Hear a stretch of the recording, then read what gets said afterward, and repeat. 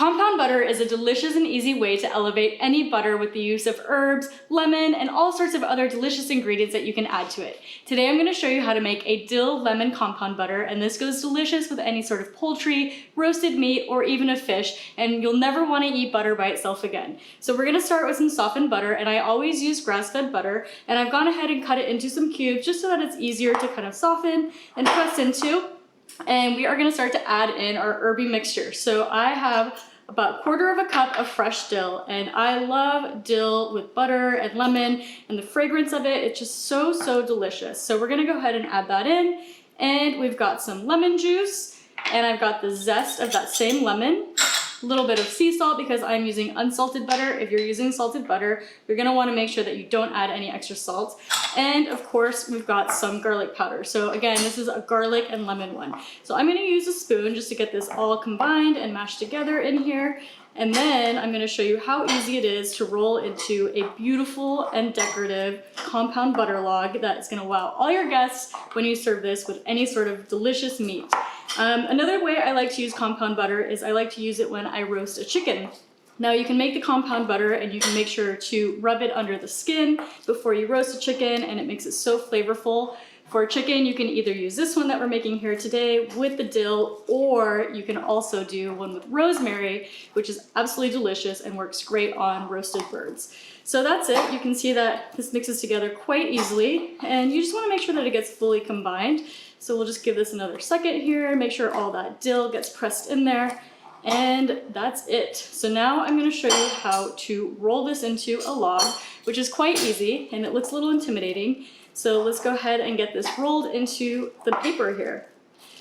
Now, to roll it into our log, I've got a sheet of parchment paper here, and you want to use one that's at least 9 by 12. And we're just going to go ahead and take our softened butter mixture and put that into the middle of our parchment paper. And now you want to spread it out just a little bit because we are trying to form this into a log shape. So you can use your hands at this point. You can scoop it out with different areas with your spoon, but you really want to get it pretty centered in that log area. So now what we're going to do is we're going to go ahead and start to create a log form.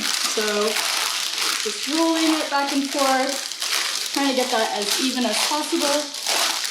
And you can make it as thin or as thick as you want. I usually like to do about a 1-inch diameter, just to make it pretty even. And you don't really need more than that for your bites along with your meats and things like that, so you don't need to make it too big. So again, we're just going to try to roll that shape as much as you can.